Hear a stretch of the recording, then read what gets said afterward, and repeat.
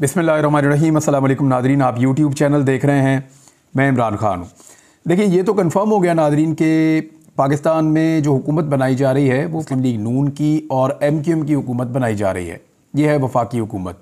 सिंध जो है वो पीपल्स पार्टी दोबारा लेने में कामयाब हो गई है और पंजाब में बहुत शदीद धांधली के बाद मरीम नवाज़ की हुकूमत बनाई जा रही है, यानी नवाज शरीफ साहब अपनी बेटी को लॉन्च करने में कामयाब हो गए। खैबर पख्तूनख्वा में तमाम तर तरीक़ों के बावजूद पाकिस्तान तहरीक इंसाफ को धांधली के बावजूद भी शिकस्त नहीं हो सकी और वहाँ पे हुकूमत बन रही है तहरीक इंसाफ की। जबकि बलूचिस्तान के अंदर जो हुकूमत बनने जा रही है वो पीपल्स पार्टी की हुकूमत है। ये चीज़ें क्लियर हो गई हैं। अगर तो इंसाफ हुआ, अदालतों ने फॉर्म 45 के मुताबिक फ़ैसले देना शुरू किए और हकीकी नताइज की तरफ गए, तो फिर तो पाकिस्तान में हुकूमत 3 जगहों पे, यानी 2 सूबों में और वफाक में पाकिस्तान तहरीक इंसाफ की बड़े आराम से बन जाएगी। यानी पंजाब में हुकूमत बन जाएगी, खैबर पख्तूनख्वा में हुकूमत बन जाएगी और वफाकी हुकूमत पाकिस्तान तहरीक इंसाफ की बन जाएगी और इंडिपेंडेंटली बन जाएगी। किसी की मदद की भी ज़रूरत नहीं होगी। वो लोग जो सख्त नाक़िद हैं पाकिस्तान तहरीक इंसाफ के या शदीद तरीन मुखालिफ हैं इमरान खान के, वो भी ये बात बार बार कहते हैं कि जो कामयाबी है इस वक्त वो इमरान खान साहब को मिली है। और बहुत ज़्यादा भी जब वो मार्जिन क्रिएट करते हैं तब भी वो कहते हैं कि 25 सीटें या 30 सीटें ऐसी हैं जो इमरान खान को मिलनी चाहिए। यानी कुछ लोग कहते हैं कि 125 तक जीते हैं, कुछ कहते हैं 120 तक जीते हैं। ये वो लोग हैं जो इमरान खान के शदीद नाकदीन में शामिल हैं। और जो लोग हक़ाइक़ के मुताबिक बात कर रहे हैं वो वही बात कर रहे हैं जो फॉर्म 45 के अंदर लिखी है, और वो तो 150 से ज़ायद सीटें पाकिस्तान तहरीक इंसाफ की बनती हैं। पाकिस्तान तहरीक इंसाफ का जो अपना क्लेम है वो 179 सीट्स का है, जो फॉर्म 45 के मुताबिक पहली रात जिस दिन इलेक्शन हुआ था 8 फरवरी की रात को जो मैंने वीलॉग लेट नाइट किया था उसमें मैंने आपको बताया था कि रात के 11 बज चुके हैं और अब तक के जो नताइज हैं उनके मुताबिक फॉर्म 45 पे जो नताइज आ रहे हैं उनके मुताबिक 179 नशिस्तें पाकिस्तान तहरीक इंसाफ जीत रही है। लेकिन उसके बाद फिर नताइज आने का सिलसिला बंद हो गया और फिर जो कुछ भी हुआ वो आपके सामने है। अगर 10-12 सीटों के ऊपर नीचे हुआ भी हो तो भी 150 से ज़ायद सीटें तो पाकिस्तान तहरीक इंसाफ डेफिनेटली जीत गई थी। अब तहरीक इंसाफ को जो लोग मार्जिन दे रहे हैं या जो लोग इमरान खान के सख्त मुखालिफिन होने के बावजूद कह रहे हैं कि 125 सीटें इमरान खान जीत गए हैं, 120 सीटें इमरान खान या 130 सीटें इमरान खान जीत गए हैं, वो जानबूझकर ऐसा कह रहे हैं क्योंकि इतनी सीटों के साथ अगर मखसूस नशिस्तें मिला भी दी जाएँ तो भी इमरान खान साहब को सादा अक्सरियत नहीं मिलेगी। सादा अक्सरियत तभी मिलेगी जब इमरान खान साहब को धांधली से छीनी गई तमाम नशिस्तें वापस मिल जाएं। वो तो ऐसा होता हुआ फ़िलहाल दिखाई नहीं दे रहा। अब हम बात कर लेते हैं कि जो हुकूमत आ रही है ये कौन लोग हैं और इन्होंने पाकिस्तान के अंदर कितनी मरतबा हुकूमतें की हैं। एक तो जी मुस्लिम लीग नून है, दूसरी पीपल्स पार्टी है और एक MQM है। MQM ने पाकिस्तान में हमेशा हुकूमत की है। ये पाकिस्तान तहरीक इंसाफ का भी हिस्सा रहे हैं हुकूमत का, ये नून लीग की हुकूमतों का हिस्सा रहे हैं, ये पीपल्स पार्टी की हुकूमतों का हिस्सा रहे हैं। तो MQM तो हमेशा हुकूमत में रही है। मुस्लिम लीग नून के 5 वज़ीर-ए-आज़म रह चुके हैं पाकिस्तान में।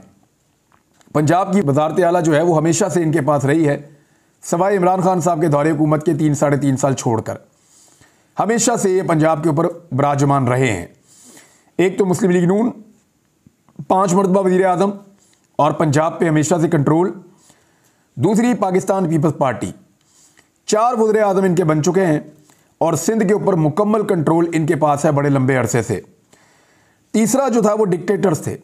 यानी अगर आप देखें तो लास्ट आपके डिक्टेटर गए हैं परवेज़ मुशर्रफ, उनसे पहले जो एक डिक्टेटर था वो जनरल ज़िया-उल-हक और फिर पीछे 2 डिक्टेटर्स और थे। तो इस तरह अगर आप पाकिस्तान का जो टाइम ड्यूरेशन है उसको तकसीम करें तो ये 2 पॉलिटिकल पार्टीज़ और एक डिक्टेटर्स, इनके दरमियान में पिछले 50 साल जो है वो पाकिस्तान के ज़्यादातर तकसीम हो जाते हैं। पिछले जो 50-55 साल हैं उनके अंदर यही 3 लोगों ने हुकूमत की, या नून लीग ने की या पीपल्स पार्टी ने की या डिक्टेटर्स ने की। अब आ रहे हैं पाकिस्तान तहरीक इंसाफ। पाकिस्तान तहरीक इंसाफ ने जो हुकूमत की है वो लगभग 3.5 साल की है और इसमें से 1.5-2 साल जो हैं वो कोरोना वायरस खा गया। लेकिन इसके बावजूद जो 2 साल हैं वहाँ लगातार तरक्की की शरह पाकिस्तान 6% के करीब करता रहा, जो पाकिस्तान का एक रिकॉर्ड है। यानी जो माशी अदाद-ओ-शुमार हैं वो आलमी इदारों और सरकारी अदाद-ओ-शुमार के मुताबिक इमरान खान के दौरे हुकूमत में बाकी अदवार से बहुत बेहतर रहे। और अब तो जो PDM के साथ लोग मौजूद थे या अब भी उनके साथ मौजूद हैं वो भी इस बात को एडमिट कर रहे हैं तस्लीम कर रहे हैं कि इमरान खान के दौरे हुकूमत में ना तो मुल्क डिफ़ॉल्ट हो रहा था और ना ही मईशत तबाह हो रही थी, बल्कि उसके बाद जो अदम इस्तेहकाम पैदा हुआ इमरान खान की हुकूमत ख़त्म होने के बाद, उसके नतीजे में मुल्क जो है उसकी मईशत गिरावट का शिकार हुई और उसका इम्पैक्ट आम आदमी के ऊपर ये पड़ा कि बहुत बड़े पैमाने पर महंगाई ने अवाम की कमर तोड़ दी। आज नाज़रीन, पाकिस्तान जहाँ भी खड़ा है उसके लिए आपको अपने आप से एक सवाल पूछना है कि क्या उसके लिए ये पिछली जो हुकूमत पाकिस्तान तहरीक इंसाफ की गुजरी है 3.5 साल की, जिसमें कोरोना वायरस भी था और मईशत की सूरत हाल आप खुद जानते हैं कैसी थी, क्या ये 3.5 साल जिम्मेदार हैं पाकिस्तान के इस हालत में पहुंचने के लिए, या वो लोग जो पिछले 50-60 साल से इस मुल्क के हुक्मरान चले आ रहे हैं? इसमें 2 बड़ी सियासी जमातें और एक डिक्टेटर्स का मैंने आपको बता दिया है। अब इस वक्त जिन मसाइल का सामना करना पड़ेगा आने वाले हुक्मरानों को, ज़रा उन मसाइल को हम देख लेते हैं कि वो कौन से मसाइल हैं जिनका इन्हें सामना करना पड़ेगा। यानी पीडीएम की हुकूमत है, एक तरह से ये पहले भी आ चुकी है, ये बाजू आजमाए हुए हैं, इन्होंने पाकिस्तान में किस तरह की हुक्मरानी की है वो भी हमारे सामने है। वही शहबाज शरीफ हैं, वही बिलावल हैं, वही MQM है और वही सारा रंग होगा, उसी तरह वज़ीर बनेंगे, उसी तरह जो है वो बंदरबांट होगी और उसी अंदाज में ये मुल्क चलाएंगे। फ़र्क ये होगा कि पंजाब को पहले शहबाज शरीफ के बेटे चला रहे थे, अब नवाज शरीफ की बेटी चलाएंगी। जो बड़े बड़े इनके लिए चैलेंजेस हैं आने वाली हुकूमत के लिए, उनका मैं तस्करा करता हूं, फिर उनमें से एक के ऊपर आज हम बात करेंगे और बाकियों के ऊपर हम आने वाले वक्त में बात करते रहेंगे। एक तो ये है कि इस हुकूमत की इखलाकी हैसियत क्या होगी। यानी ये इलेक्शन हारे हुए हैं, अवाम ने इनको वोट नहीं डाला, वोट किसी और को डाला, हुकूमत किसी और की बन गई है, तो इखलाकी जवाज़ हुकूमत करने का क्या है, ये प्रॉब्लम इनको रहेगा जब तक ये इक़्तिदार में रहेंगे। दूसरा, कानूनी हैसियत, क्योंकि अदालत के अंदर ये सारे मामला गए हैं, अब कहीं ना कहीं तो इंसाफ होगा ना। ऐसा तो नहीं हो सकता कि तमाम जजेस जो हैं वो खामोशी इख्तियार कर लें। तो जहाँ जहाँ पर इंसाफ होगा वहाँ पे पाकिस्तान तहरीक इंसाफ को सीटें वापस मिलेंगी, ये एक बड़ा चैलेंज है जो रहेगा। सियासी इस्तेहकाम क्या ये पैदा कर पाएंगे? देखिए, सियासी इस्तेहकाम तब पैदा होता है जब लोग हुकूमत बनाएं।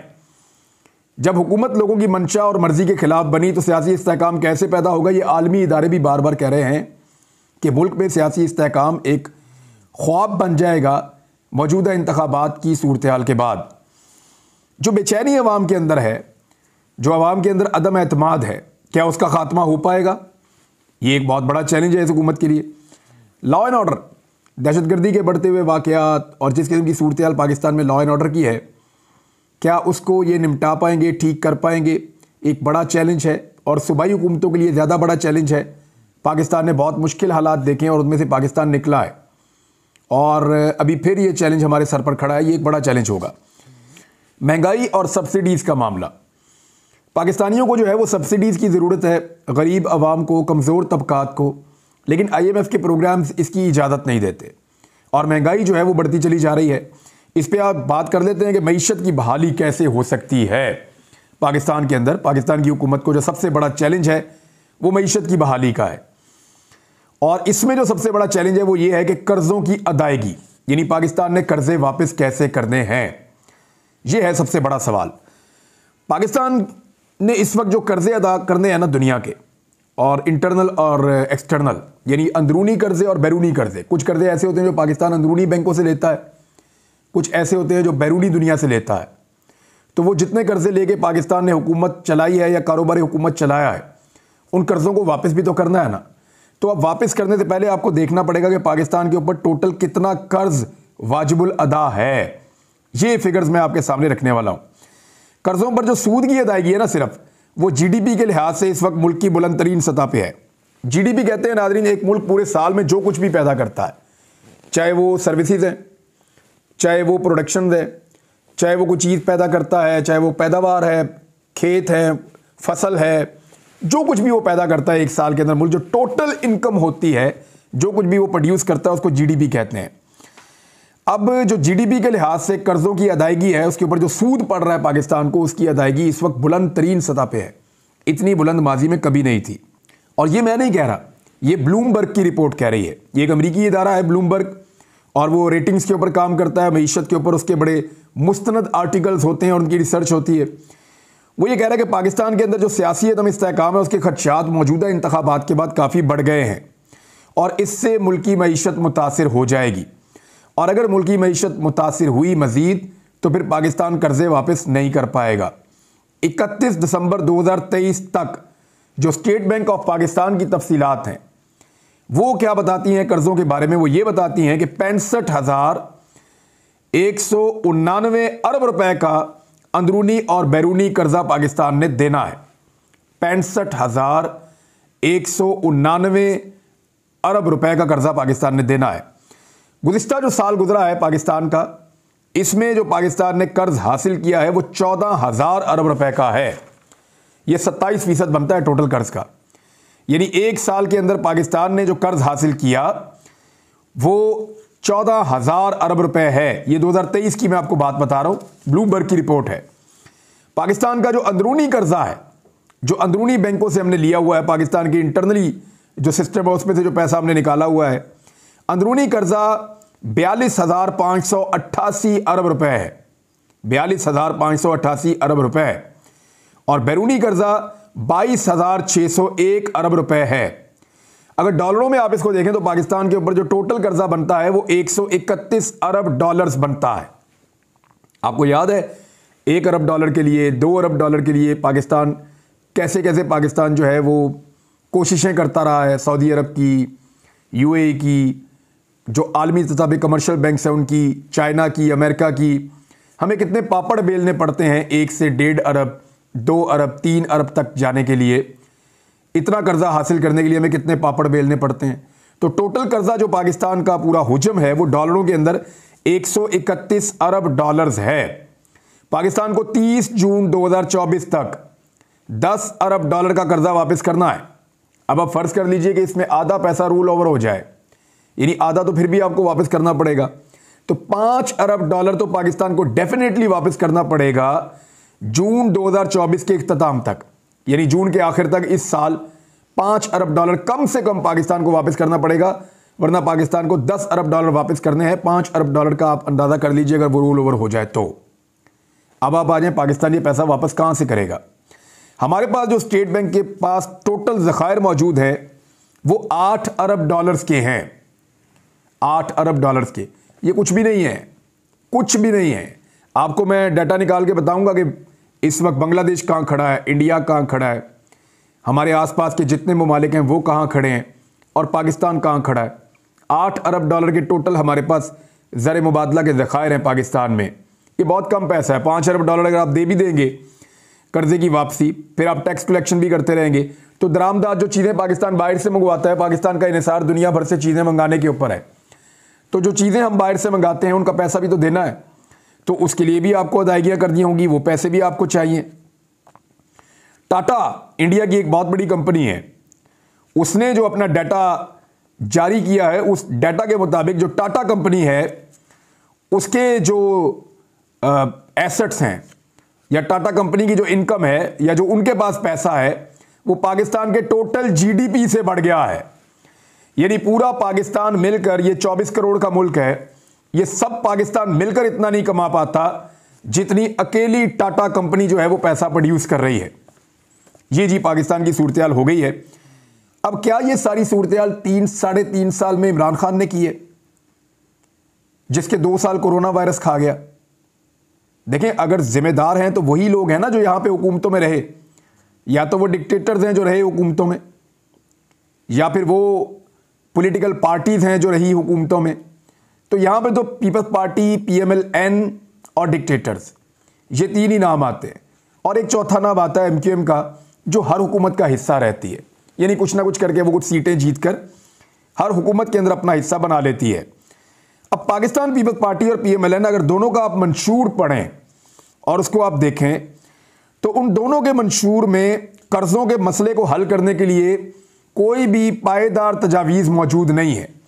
यानी इन दोनों ने कर्जों के मसले के हल की तरफ ज़्यादा तवज्जो नहीं दी। अब कर्जे वापस कैसे करने हैं और पाकिस्तान के सिस्टम को कैसे चलाना है, ये एक सबसे बड़ा चैलेंज होगा आने वाले दिनों में इस हुकूमत के लिए। जब कर्जे आपके बढ़ जाते हैं ना तो उसका नुकसान क्या होता है, पहले ये देख लें कि आम आदमी को उसका क्या नुकसान है। नंबर 1, कर्जे बढ़ेंगे, आपने कर्जे वापस करने हैं या आपने मुल्क में तरक्याती काम करने हैं। आप करते ये हैं कि तरक्याती कामों को ब्रेक लगाते हैं और आप कर्जे वापस करते हैं। जब आप तरक्याती कामों को ब्रेक लगाते हैं तो आपके मुल्क के अंदर बेरोजगारी के अंदर इजाफा होता है, आबादी बढ़ रही है और बेरोजगारी में इजाफा हो रहा है। फिर रुपए की कदर भी कम होती है, रुपए की कदर कम होने से महंगाई भी बढ़ती है और इससे एक ओवरऑल इंपैक्ट आता है बहुत बड़ा मुल्क के अंदर, जिससे आम आदमी मुतासिर हो जाता है। देखिए, इस वक्त पाकिस्तान में जो महंगाई की शरह है, इमरान खान के दौरे हुकूमत में 12%, 11%, 13% मैक्सिमम महंगाई ये थी और उस वक्त ये समझा जाता था कि महंगाई जो है वो बहुत ज़्यादा उरूज पर है, इसे कम होना चाहिए। तो अभी भी शहबाज शरीफ साहब के दौरे हुकूमत में जो महंगाई थी वो पहुंच गई थी 40% के करीब और अभी भी 28% से ज़्यादा है।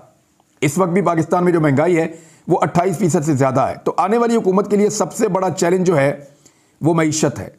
देखें, इमरान खान की सीटें तो छीन ली गई, लेकिन वो अपोजिशन में एक बहुत ताकतवर पोजीशन के साथ आकर बैठने वाले हैं और इस हुकूमत के लिए बहुत बड़े बड़े मुश्किलात हैं। जो कांटे इन्होंने बोए हैं वो फसल इन्हें खुद कांटों की काटनी पड़ेगी। जो कुछ भी इस मुल्क की मईशत के साथ पीपल्स पार्टी, PMLN और MQM और दीगर जमातों ने मिलकर किया, उसका खुमियाजा अब इन्हीं जमातों को भुगतना पड़ेगा। अब अवाम जाने और ये जमातें जाने। मैं डाटा आपके साथ शेयर करता रहूँगा, चीज़ें हम आपको बताते रहेंगे। पाकिस्तान का भला होगा वो भी आपको बताएंगे और अगर कोई गलत फैसला होगा तो वो भी आपको बताएंगे। कुछ और चीज़ें भी आपके साथ शेयर करूँगा, लेकिन इस वीलॉग में यहाँ तक के लिए इतना ही। अपना ख्याल रखिएगा, अपने इस चैनल का भी। अल्लाह हाफ़िज़।